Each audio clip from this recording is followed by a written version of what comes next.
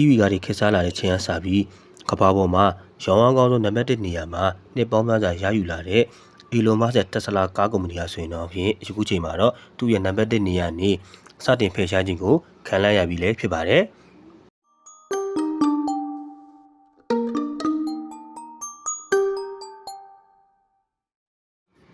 SpaceX ကဒုံးမြန်နေခဏခဏပြတ်ကျနေတဲ့အပြင်သူ့ရဲ့ရောင်းအားကောင်းဆုံး Tesla ကားကုမ္ပဏီကလည်းနံပါတ်1နေရာနေဆင်းပေးလိုက်တာမို့ Elon Musk တော့အလွန်မင်းကိုခက်ခဲလာတဲ့2025ခုနှစ်တခုဖြစ်ခဲ့တာလည်းဖြစ်ပါတယ်။ Elon Musk ရဲ့ Tesla ကုမ္ပဏီကိုနံပါတ်1နေရာကဖယ်ရှားလိုက်တဲ့ကားကုမ္ပဏီဟာကျွန်တော်တို့နဲ့အရန်မစိမ့်နဲ့တာကိုကြီးတို့ရဲ့ BYD ဖြစ်ပါတယ်။ BYD ကအခုလုံးမှာအရန်ကိုခက်စားနေပြီးတော့မြန်မာနိုင်ငံတွင်းမှာလည်း BYD ကားတွေကိုအများအပြားလက်ရှိလက်တလုံးမှာတွေ့ရလာပဲเนาะ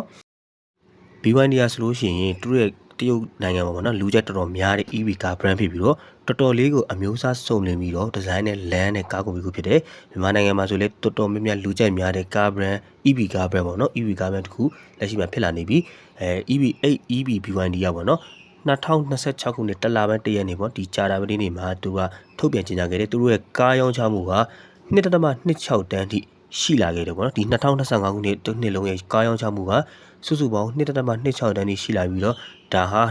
2024ကရောင်းအားထက်28%တိုးလာတယ်ဆိုပြီးတော့ BYD ကဆိုထားပါတယ်တစ်ဖက်က Tesla ကိုကြည့်မယ်ဆိုလို့ရှိရင် Tesla ကုမ္ပဏီကသူတို့စတင်တည်ထောင်တဲ့နှစ်ကစပြီးတော့သူတို့ရဲ့ EV ကားတွေရောင်းအားကနှစ်စဉ်နှစ်တိုင်းတိုးတက်လာခဲ့တယ်။ဒါပေမဲ့လည်း2024ခုနှစ်ကစပြီးတော့သူကပထမဆုံးနေကျဆင်းခဲ့တယ်။2024ခုနှစ်မှာကျဆင်းခဲ့%တွေက1%ပေါ့နော်2023ကဆိုင်ရှင်2024မှာကားရောင်းချမှုက1%ကျဆင်းခဲ့တယ်။ဒါပေမဲ့လည်း2025ခုနှစ်မှာတော့2024ရဲ့ရောင်းအားထက်ကို8%ဒီ8.6%ဒီကိုထိုးကျသွားခဲ့တယ်ပေါ့နော်ဒီမောက်ဟာဆိုလို့ရှိရင်တော်တော်လေးကိုများလာတဲ့အမောက်ဖြစ်ပြီးတော့သူ2025တစ်ခုနှစ်လုံးမှာTesla ကကားရောင်းချမှုကစုစုပေါင်းကားကြီးအတွက်1.6တန်းမှာရှိရတဲ့အတွက် BYD နဲ့ရှင်ရှင်ကားစီး1တန်းလောက်ပိုနေသွားတာကိုဒီစီးရင်ကသိရတယ်ပေါ့နော်အမေရိကန်သမ္မတဒေါ်နယ်ထရန့်ကသူသမ္မတဖြစ်လာတဲ့ချိန်မှာတရုတ်နိုင်ငံက EV ကားတွေကအမေရိကန်နိုင်ငံရဲ့လုံခြုံရေးကိုထိခိုက်စေတယ်ဆိုတဲ့အကြောင်းပြချက်နဲ့တင်သွင်းခွင့်ပိတ်ပင်ခဲ့တာကြောင့် BYD ကဆိုလို့ရှိရင်အမေရိကန်နိုင်ငံရဲ့ကားဈေးကွက်ထဲမှာကားရောင်းချမှုလုံးဝမရှိခဲ့ပါဘူးတစ်ဖက်က Tesla ကိုပြန်ကြည့်မယ်ဆိုလို့ရှိရင်တရုတ်နိုင်ငံဟာ Tesla ရဲ့ဒုတိယအကြီးဆုံးကားဈေးကွက်ဖြစ်နေတာကြောင့်ဒီမှာဆိုလို့ရှိရင်ပေါ့နော် Tesla အနေနဲ့တစ်ကမ္ဘာလုံးကိုရောင်းချခွင့်ရှိပြီးတော့ BYD နဲ့အမေရိကန်ပြည်မဈေးကွက်ပဲရောင်းချခဲ့တာတော့မှ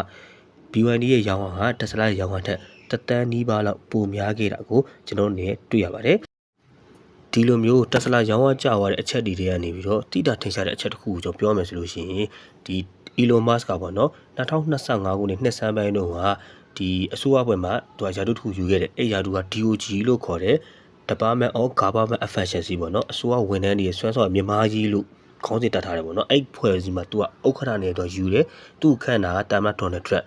သူကထွက်ပြီးတော့ဘာကြီးလုပ်လဲဆိုတော့အစိုးရဝန်ထမ်းတွေ efficiency ပြီးတော့စွမ်းဆောင်မြန်မာမယ်ဆိုတော့ဒီအစိုးရဝန်ထမ်းတွေတော့ဖြုတ်တယ်ပေါင်းလို့ရတယ်ပေါင်းတယ်ဖြုတ်လို့ရတယ်ဖြုတ်တယ်ဖြုတ်ထုတ်တတ်သူကလှုပ်လိုက်တဲ့အချိန်မှာအမေရိကန်ပြည်သူတွေသူ့ကိုတအားမုန်းပြီးတော့